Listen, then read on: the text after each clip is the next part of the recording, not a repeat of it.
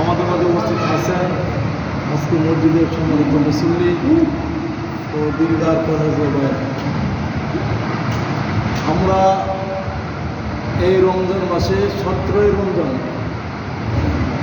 আজকে আসর নামাজ শেষ করি আল্লাহর জন্য, আল্লাহর দিনকে প্রতিষ্ঠা করার লক্ষ্যে দু একটি কথা বলা এবং শোনার জন্য আমরা বসতে পেরেছি। সেই কারণে মহান রবের কাছে শুকরিয়া জ্ঞাপন করি, আলহামদুলিল্লাহ। সম্মানিত উপস্থিতি, আল্লাহ রাব্বুল আলামিন পবিত্র মাজিদে বলেছেন, ইন্না আনজালনাহু ফি লাইলাতিন মুবারাকাতিন ইন্না কুন্না মুনজিরিন। আমি এই কোরআনকে নাজিল করেছি একটি বরকতময় রাতে। সম্মানিত ভাইরা, আল্লাহ রাব্বুল আলামিন এই কোরআনকে নাজিল করেছেন একটি বরকতময় রাতে। সেই বরকতময় রাতটা কি? আপনার আমাদের লাইলাতুল কদরকে বলা হয়েছে বরকতময় রাত। এই কারণে আল্লাহ রাব্বুল আলামিন পাশাপাশি কোরআনটা কোন দিন নাজিল হয়েছে সেটা আল্লাহ বলে দিয়েছে যে ইন্না আনজালনাহু ফি লাইলাতিন মুবারাকাতিন ইন্না কুন্না মুনজিরিন। আমি এই কোরআনকে বরকতময় রাতে নাজিল করেছি। সেই রাতটা হলো শাহরু রমাদান আল্লাযী উনজিলা ফীহিল কুরআন। এই রাতটা হলো রমজান মাস। আমি কোরআন রমজান মাসে শাহরু রমাদান আল্লাযী উনজিলা ফীহিল কুরআন। আমি এই কোরআনকে রমজান মাসেই নাজিল করেছি। এখন রমজান মাসে কোন দিন নাজিল করেছি সেটা আবার আল্লাহ বলেছেন, ইন্না আনজালনাহু ফি লাইলাতুল কদর। আমি এই কোরআনকে কদর রাতেই নাজিল করেছি। সম্মানিত ভাইরা আমার, আপনারা জানেন এই রমজানের অনেক ফজিলত আপনারা জানেন। এই রমজানের ফজিলত একমাত্র এই কোরআন নাজিল হওয়ার কারণেই রমজানের ফজিলত বেড়েছে। আপনারা জানেন এই কোরআন জিবরাইল আমিন আকাশ থেকে ওহী বার্তা মানে ওহী খবর নিয়ে আসতেন জিবরাইল আমিন। এই কারণে ফেরেশতার লিডার হিসেবে ওনাকে ঘোষণা করা হয়েছে।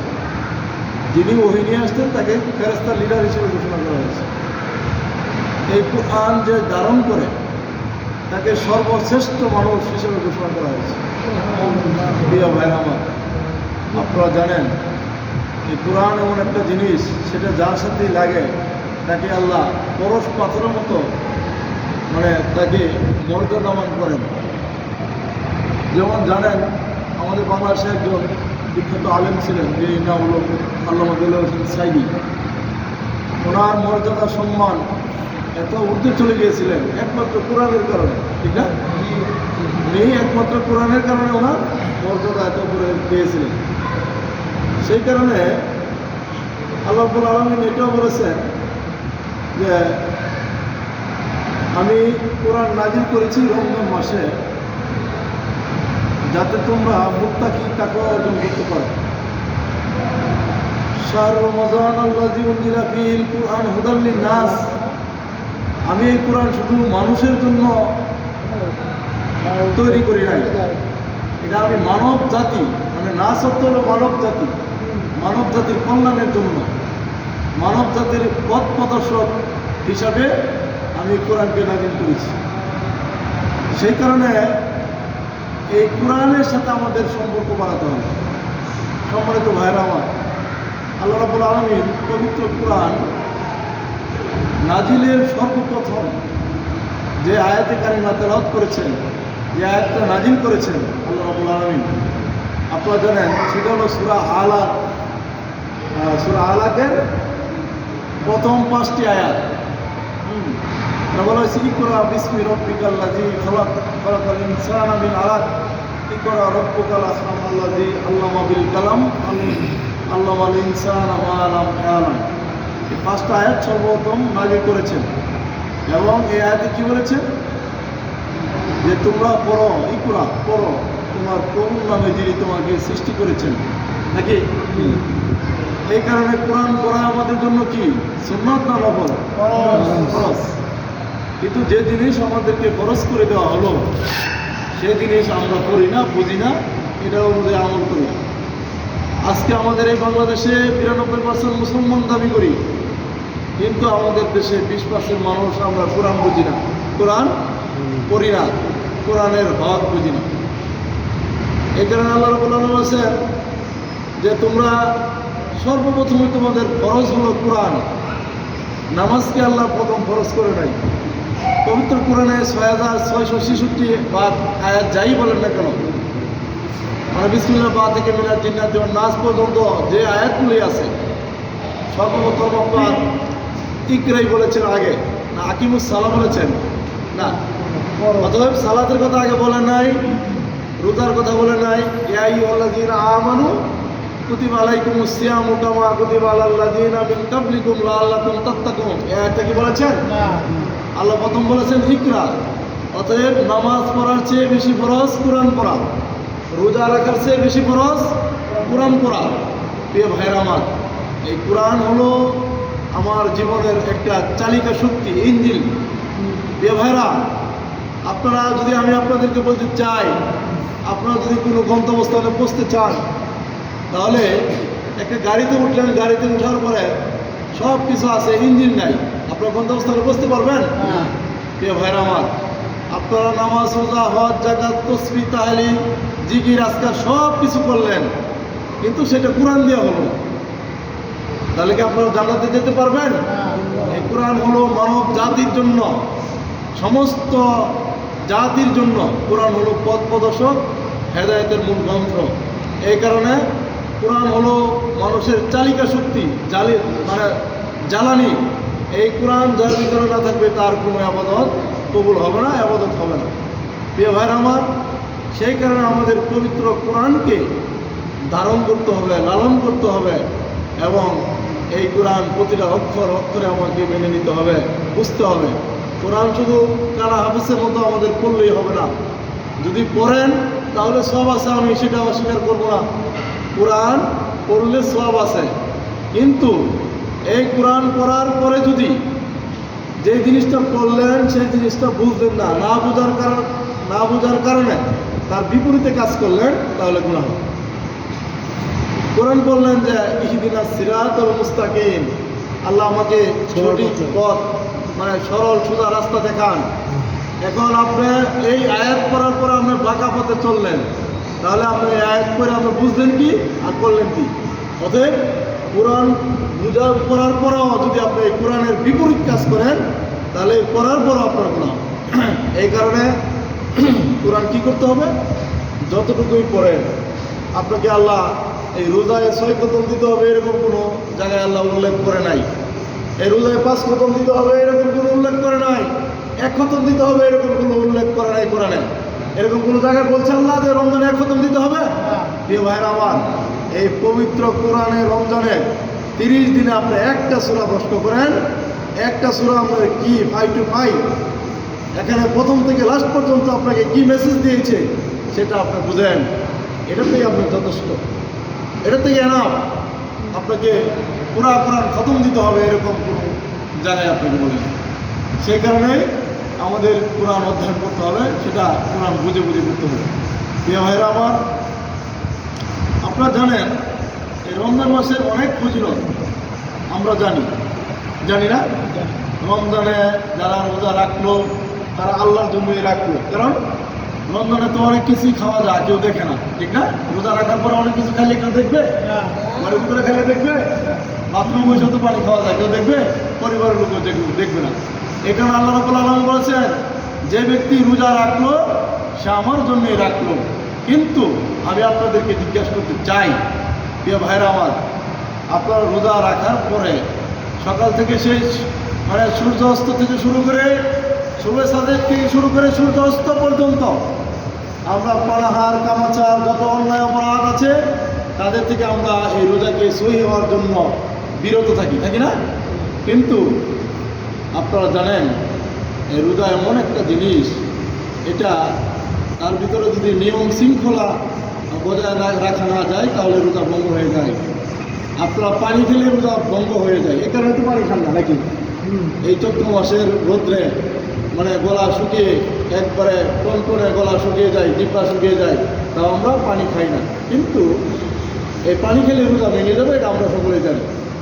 কিন্তু আমি আপনাদেরকে বলতে চাই, আল্লাহ রাসূল সাল্লাল্লাহু আলাইহি ওয়াসাল্লাম বলেছেন, যে ব্যক্তি রোজা রাখল, যে ব্যক্তি সিয়াম পালন করল, সেই ব্যক্তি মিথ্যা কথা পরিহার করতে পারল না, তার রোজা রেখে কোনো লাভ নেই। প্রিয় ভাইরা আমার, এখন আমরা যারা রোজা রাখি, সকাল থেকে সেই সুবের সাথে থেকে সূর্য অস্ত পর্যন্ত আমরা পানাহার কামাচার এগুলো আমরা করি না। কিন্তু আপনারা এই কথাটা বলতে পারবেন যে সবুজ সাথের থেকে শুরু করে সূর্য অস্ত পর্যন্ত একটা মিথ্যা কথা বলিনি, এরকম আছে কেউ? খুব কম। পানি খেলে রোজা ভেঙে যায়, সেটার জন্য পানি খান না। কিন্তু মিথ্যা কথা বলে কি রোজা থাকে? আল্লাহ রাসূল বলেছেন, যে ব্যক্তি মিথ্যা কথা পরিহার করতে পারল না, তার রোজা রেখে লাভ নাই। অতএব এই ধরনের রিউমা আমাদের এই দেশে অহরহ আছে। শাস্ত্রের বসে মিথ্যা কথা, পরিবারের সাথে মিথ্যা কথা, আত্মীয় স্বজনের সাথে মিথ্যা কথা, মানে অনেক এই ধরনের কাজ চলছে। প্রিয় ভাইরা আমার, এই সারাদিন কঠিন রৌদ্রের মাঝে এই কষ্ট করে রোজা রেখে কোনো লাভ আছে? প্রিয় ভাইরা আমার, আল্লাহ রাব্বুল আলামিন বলেছেন, যারা রোজা রাখলো আস-সাওমু লি আনা উজিজা বিহি, যারা রোজা রাখলো আমার জন্যই রাখলো। আর রোজাদারদের সওয়াব কি? রোজাদারদের সওয়াব ফেরেশতাদেরকে বলা হয়েছে যে তোমরা এই রোজাদারের নেক আমল তোমরা লেখো না, কারণ এই রোজাদারদের নেক আমি আল্লাহ নিজে লিখবো এবং আমি নিজেই তার নেক দিব। আল্লাহ এমনও বলেছেন, যারা রোজা রাখলো আস-সাওমু লি আনা উজিজা বিহি, এবং এই রোজাদারের মানে পুরুষটা আমি নিজে আল্লাহ হয়ে যাবো। বলেন সুবহানাল্লাহ। যে ভাইরা আমার, এত ফজিলত এই রোজা, আল্লাহ নিজেই তার পুরস্কার হয়ে যাবে। কিন্তু আমরা এই রোজাটা পরিপূর্ণভাবে রাখতে পারি না। আর রোজা কি? রোজা যারা পরিপূর্ণভাবে রাখতে পেরেছে, হক এবং হালাল সত্যের মধ্যে সত্যের মানদণ্ড যাচাই করে যারা রোজা রাখতে পেরেছে, মিথ্যা পরিহার করতে পেরেছে, তারা কি? তাদেরকে বলেছে আস-সাওমু জুন্নাহ। রোজা হলো, রোজাদারদের জন্য হলো রোজা একটা ঢাল, সিয়াম একটা ঢাল। ঢাল কি? এই রোজা যারা সঠিকভাবে রাখলো, তাদের কাছে এই ধরনের অশ্লীলতা, মিথ্যা, চুগলখুরি যত খারাপই আছে, তারা কাছে আসার সাথে সাথে আস-সাওমু জান্নাহ, জুন্নাহ মানে রোজা এদেরকে ডাল স্বরূপ হিসাবে বিতর্কিত মানে ফেরত দিবে, মানে আক্রমণ করবে। প্রিয় ভাইরা আমার, সেই কারণে আমাদের রোজা যেন আমাদের মিথ্যা, অশ্লীলতা এদেরকে আমাদেরকে ফেরত দিতে পারে, ফিরিয়ে দিতে পারে, বন্ধ করে দিতে পারে, ওই ধরনের রোজা আমাদেরকে রাখতে হবে। প্রিয় ভাইরা আমার, আপনারা জানেন পবিত্র কোরআন সূরা আনকাবুত 29 নম্বর সূরা 45 নম্বর আয়াতে বলছে যে আকিমুস সালাহ ইন্না সালাতা তানহা আনিল ফাহশা ওয়াল মুনকার ওয়া যিকরিল্লাহি আকবার। তোমাদের এই সালাত, ইন্না সালাত, তোমরা সালাতগুলো প্রতিষ্ঠিত করো। আকিমুস সালাহ, তোমরা সালাত প্রতিষ্ঠিত করো। ইন্না সালাতা তানহা আনিল ফাহশা ওয়াল মুনকার ওয়া যিকরিল্লাহি আকবার। এবং যে সালাত তোমাদেরকে অন্যায়, অশ্লীলতা, পাপাচার সমস্ত কাজ থেকে তোমাদেরকে বিরত রাখবে। প্রিয় ভাইরা আমার, আমরা দেখতে পাচ্ছি আজকে যারা সমাজে সালাত আদায় করছে, তারা অশ্লীলতার সাথে জড়িত আছে না নাই? আছে না? ভাই সামনে যারা যারা সালাত কায়েম করতেছে, যারা নামাজ পড়তেছে, তারা অশ্লীলতার সাথে জড়িত, তারা সুদের সাথে জড়িত, তারা ঘুষের সাথে জড়িত, তারা মিথ্যার সাথে জড়িত, তারা অন্যায় অপরাধের সাথে জড়িত আছে না নাই? আল্লাহ তো বলেছেন আকিমুস সালাত ইন্না সালাতা তানহা আনিল ফাহশা ওয়াল মুনকার ওয়া যিকরিল্লাহি আকবার। নিশ্চয় সালাত সমস্ত অন্যায়, অপরাধ, অশ্লীলতার কাজ থেকে বিরত রাখে। কে বলেছে? আল্লাহ কি মিথ্যা কথা বলেন? আল্লাহর কথাগুলো হক। প্রিয় ভাইরা আমার, এই কথা আল্লাহ বলার পরও যারা আমরা সালাত আদায় করতেছি, নামাজ পড়তেছি, বুঝতে হবে আমাদের সালাতগুলি কবুল হচ্ছে না। প্রিয় ভাইরা আমার যখন সালাত কবুল হয়ে যাবে তখন আমার সমস্ত কাজ থেকে, সমস্ত অন্যায় কাজ থেকে, অপরাধ কাজ থেকে, সুদ থেকে আমাদেরকে এই সালাত আমাদেরকে বিরত রাখবে। যখন আমি সুদ খাবো তখন নামাজ বলবে, হে মুসল্লি সাহেব, আপনি তো ফজরের নামাজ পড়েছেন, আপনি এই কাজটা করতে পারবেন না। যখন আপনি ইসলামী বিভাগকে ভোট দিতে যাবেন, সিল মারতে যাবেন, তখন আপনাকে সিল মারার আগে বলবে যে আপনি তো ইসলামের বিভাগকে সিল মারতেছেন, আপনি নামাজ পড়েছেন, আপনি ওইখানে সিল মারলে আপনার ইমান থাকবে না। এইভাবে নামাজ আপনাদেরকে স্মরণ করিয়ে দিবে, এইভাবে আপনাদেরকে নামাজ আপনাদেরকে সতর্কতা করে দিবে। তার নাম হলো আপনার সালাত কায়েম করা, সালাত আপনাদের কবুল হওয়া। প্রিয় ভাইরা আমার, আপনারা যারা নামাজ আদায় করেন, আপনাদেরকে আমি বলতে চাই, আপনারা অনেকেই বলেন আমার নামাজ কবুল হয়েছে কিনা হুজুর আপনি একটু বলতে পারবেন? আমার নামাজ হয়েছে কিনা আমরা বলতে পারবো না, মানুষ বলতে পারবে না। প্রিয় ভাইয়ের আমার, 100% আপনার নামাজ কবুল হয়েছে কিনা আপনার নামাজের জন্য আপনি বলতে পারবেন আপনার নামাজ কবুল হয়েছে কিনা। আজকে আসরের নামাজ পড়ার পরে সমস্ত অন্যায়, অত্যাচার, জুলুম, নির্যাতন, সমস্ত অপরাধী কাজ থেকে যদি আপনাকে বিরত থাকতে পারেন, আপনি যদি মনে করেন আমি আসর নামাজের পর থেকে আর কোনো অন্যায়ের সাথে জড়িত হচ্ছিলাম না, আমি অন্যায় কাজগুলি আমার সামনে আসার পরেও আমি করি নাই, আমার মন থেকে বাধা এসেছে, আপনি বলতে পারবেন আমার সালাতগুলি 100% কবুল হয়েছে। ঠিক কিনা ভাইরা? প্রিয় ভাইরা আমার, আপনাদেরকে বলতে চাই এভাবে আমাদের সেই কাজগুলো করতে হবে। প্রিয় ভাইরা আমার, আপনারা মনে করেন নামাজ ইবাদত, রোজা ইবাদত, হজ ইবাদত, তাসবিহ তাহলিল ইবাদত, আমাদের টুপি পরা ইবাদত, জুব্বা পরা ইবাদত, এগুলো আমাদের ইবাদতের একটা অংশ, তাই নাকি? প্রিয় ভাইরা আমার, যদি আমরা মনে করি যে ভোট দেওয়া এটা ইবাদত না, এটা কি ইবাদত না ইবাদত না? প্রিয় ভাইরা আমার, ভোট দেওয়া হলো নামাজ, রোজা, হজ, যাকাতের চেয়ে বেশি ইবাদত। প্রিয় ভাইরা আমার, আপনি নামাজ রোজা পড়লে সমাজের কোনো আপনার দ্বারা ক্ষতি হবে না। রোজা না রাখলে আপনি নিজে ক্ষতিগ্রস্ত, সমাজ ক্ষতিগ্রস্ত না। তাসবিহ তাহলিল না জপলে আপনি নিজে ক্ষতিগ্রস্ত, জাহান্নামে আপনি যাবেন, সমাজ জাহান্নামে যাবে না, নাকি ভাই? প্রিয় ভাইরা আমার, যদি আপনি ইসলামী দল ব্যতীত, কুরআন সুন্নাহর দল ব্যতীত অন্য কোথাও আপনার ভোট দেন, তাদেরকে ভালোবাসেন, তাহলে আপনি নিজেও ক্ষতিগ্রস্ত, সমাজ ক্ষতিগ্রস্ত, রাষ্ট্র ক্ষতিগ্রস্ত। কারণ আপনার একটা ভোটের কারণে যারা রাষ্ট্রীয় নেতৃত্ব আসবে, সমাজের নেতৃত্ব আসবে, তারা সুদ, ঘুষ, জেনা, ব্যভিচার, তাদের দ্বারা এই সমাজের সমগঠিত হবে কিনা ভাইরা আমার? প্রিয় ভাইরা আমার, আজকে এই সমাজে যারা, এই সমাজে এই ওয়ার্ড থেকে শুরু করে পার্লামেন্ট মেম্বার পর্যন্ত যারা আছে, আজকে যদি আমাদের 5 নং ওয়ার্ড কাউন্সিলর ইনি ঘোষণা করে যে আমাদের এই 5 নং ওয়ার্ডে ইসলামী আইন ব্যতীত এখানে বাদ্যযন্ত্র বাজানো হবে না, নারী নৃত্য নাচা হবে না, এখানে কোনো ইসলামী নাটক, ইসলামী কাজ ব্যতীত, ইসলামী কাজগুলো ব্যতীত কোনো সিনেমা হবে না, মঞ্চ নাটক হবে না, মেয়েদের কেন নৃত্য নাচতে দেওয়া যাবে না। আমাদের একজন দায়িত্বশীল যদি এখান থেকে বলা হয় আমাদের এই 5 নং ওয়ার্ডে এমন কোনো মায়ের বেটা আছে এখানে ইসলাম ব্যতীত অন্য কোনো কাজ, অশ্লীলতা কাজ করার মতো ক্ষমতা আছে? নাই। কিন্তু ভাইরা আমার, আপনি একজন ইসলাম বিরোধী ভাইকে, একজন নামাজ বিরোধী ভাইকে, একজন সমাজে অশ্লীলতা যারা করে তাদেরকে আপনার মূল্যবান ভোটটা দিলেন, সেই ভোটের কারণে, তার কারণে সমাজে যত অপসংস্কৃতি আছে সেই কাজগুলি করলো। প্রিয় ভাইরা আমার, এই সমাজে যত অপসংস্কৃতি কাজগুলি হয়, সমস্ত কাজের যে পাপগুলি হয়, সমস্ত পাপগুলি আপনার আমলনামায় লেখা হবে। ঠিক না ভাইরা? তাহলে এই পাপের কারণে আপনি জান্নাতে যেতে পারবেন? কোনোদিন আপনি জান্নাতে যেতে পারবেন না।